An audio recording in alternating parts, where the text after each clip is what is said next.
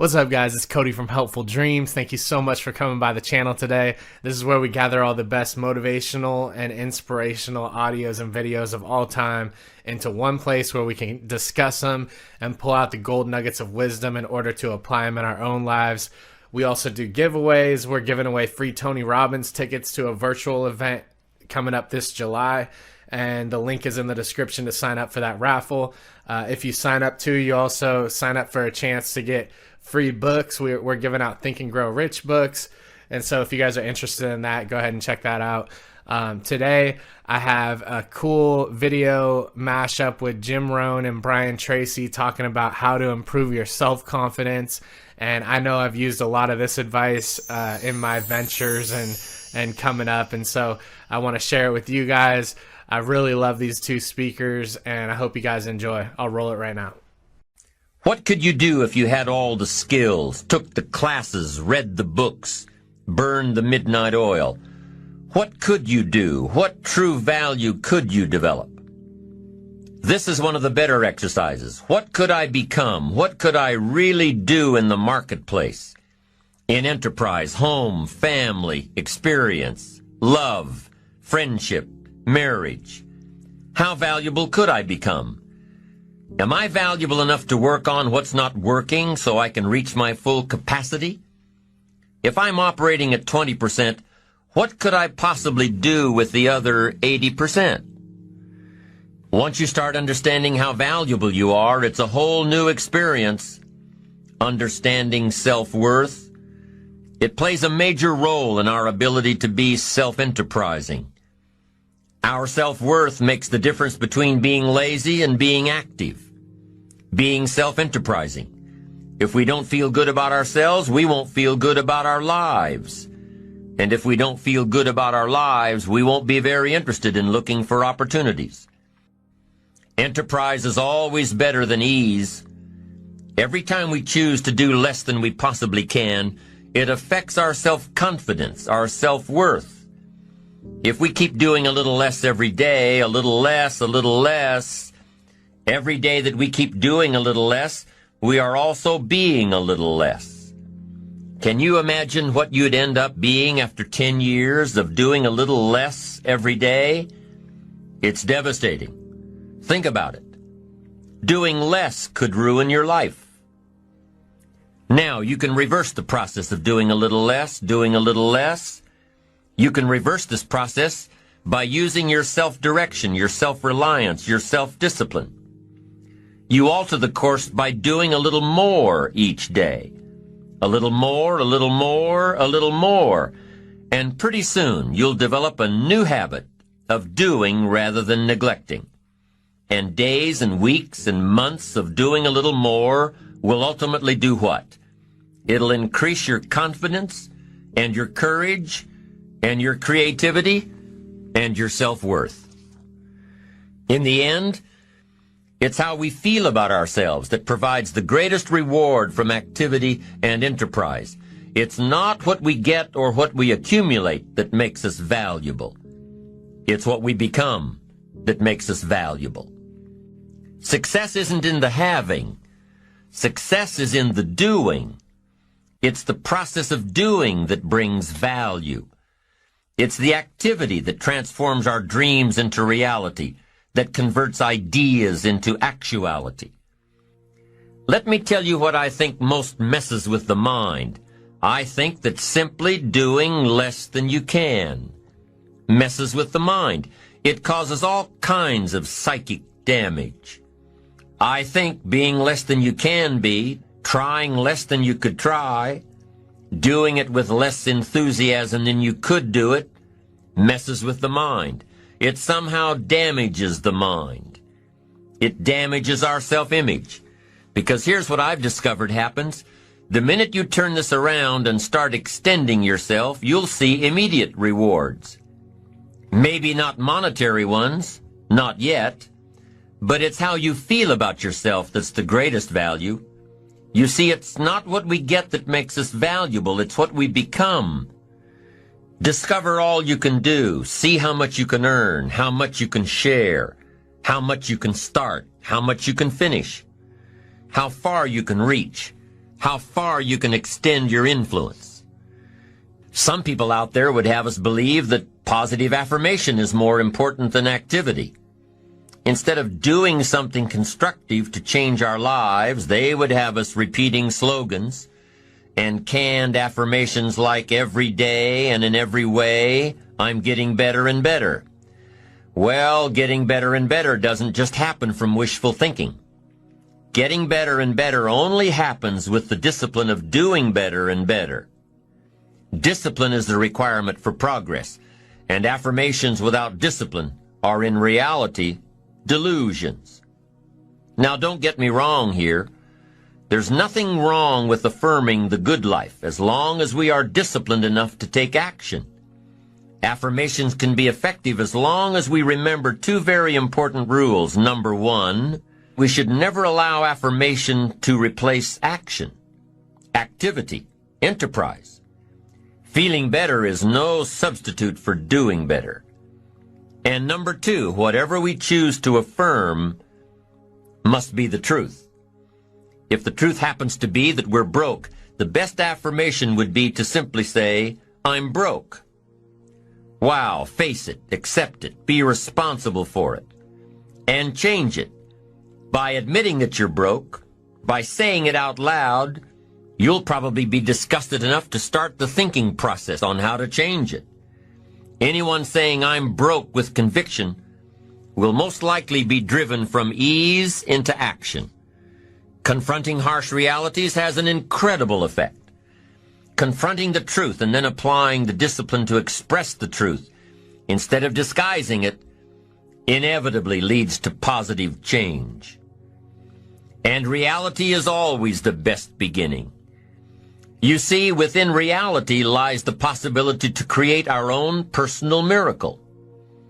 Our own personal miracle, and the power of faith starts with reality. If we can bring ourselves to state the truth about a situation, then, as the saying goes, the truth will set us free. Here's another old saying, faith isn't faith unless it's all you're holding on to. If your life and circumstances have resulted in a situation that is ugly, call it ugly. If you've lost it all, admit that you've lost it all. Be responsible to it. And if faith is all you've got left, use it. Create your own personal miracle. Once we understand and accept the truth, the promise of the future is freed from the shackles of deception. Once we accept the truth, the promise of the future will pull us. Also, one more thought on discipline. Here's the greatest value of discipline. Self-worth. Self-esteem. People are teaching self-esteem these days, but they don't connect it to disciplines. The least lack of discipline, and it starts to erode our psyche. One of the greatest temptations is to just ease up a little bit, right? The slightest lack of doing your best starts to erode the psyche.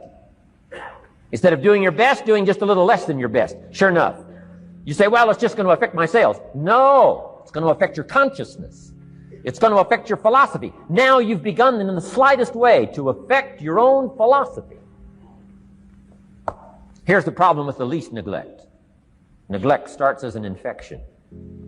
And if you don't take care of it, it becomes a disease. And one neglect leads to another. And the worst of all, when neglect starts, it diminishes our self-worth, our self-confidence, our self-value. You say, well, how can I get back my self-respect? I'm telling you, you don't have to go to 29 classes. All you have to do is start the smallest discipline that now corresponds to your own philosophy, like I should, and I could, and I will. No longer will I let neglect stack up on me so that I will have the sorry scenario 6 years from now, giving some excuse instead of celebrating my progress. That's the key to discipline. Okay? Let's get kids involved in the least of disciplines. One more, and then one more, and then another one, and then another one, and then some more. And the first thing you know, you're starting to weave the tapestry of a disciplined life into which you can pour more wisdom and more attitude and more strong feeling, more faith and more courage.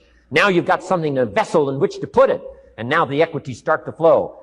And the early return, I'm telling you, if you'll start this process, the early return will have you so excited. You'll commit yourself to this strategy for the rest of your life. You'll never go back to the old ways. Join a new crowd. Join a new group. The disciplines to do it. Take action. Your self-esteem is defined as how much you like yourself, how much you respect yourself, how much you value yourself in your interactions with other people. And the more you like yourself and value yourself, the more you like and value other people. And the more you like and value other people, the more they value you right back. We also found out that self-esteem is like physical fitness. You can actually build your self-esteem consistently over time by doing and saying certain things. So the starting point of building your self-esteem is for you to have a clear sense of who you are and what you want. Let's say, what are your very best qualities? What are your very best skills and abilities? What are the things that you do or have done in the past that account for most of your success? When you think back on the things that you're good at and the things that you enjoy and the things that make you happy, you'll find that you like yourself and respect yourself even more. A second way to build your self-esteem is to set goals. Is to say, if I could achieve anything at all in life, what would I like to achieve in the weeks and months and years ahead?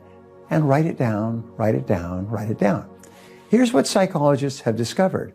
Setting big goals for yourself improves your self-image and raises your self-esteem. You actually like yourself and respect yourself more when you have big goals for your life. You have more self-confidence and you're happier about yourself. A third way to build your self-esteem is through self-discipline. We say that self-esteem leads to self-discipline and self-discipline increases your self-esteem. So that means setting priorities on your work. Saying to yourself, what is the most important thing I could do right now? And then disciplining yourself to do that. Now here's the key, and it's the great key to success. It's called task completion. Whenever you start and complete a task, your self-esteem goes up. You like and respect yourself more. You feel like a winner because completing a task is like crossing a finish line. It gives you a feeling of winning. So if you start and complete any task, your self-esteem goes up. If you start and complete your most important task, your self-esteem goes whoosh, it goes up very high and you feel sometimes exhilarated. Your brain releases endorphins, which are called nature's happy drug. They make you happy. And not only that, they motivate you to want to do more things and to do them better and to do them sooner as well. So those are some of the ways to raise your self-esteem, and especially underline everything that you do by repeating the magic words, I like myself, I like myself, I like myself. Know who you are, set clear goals, work on the most important things that you can do to achieve those goals, and discipline yourself to complete your tasks. And your self-esteem will go up and up and up. All right, guys, congratulations on making it to the end of that pep talk on self-esteem and self-confidence.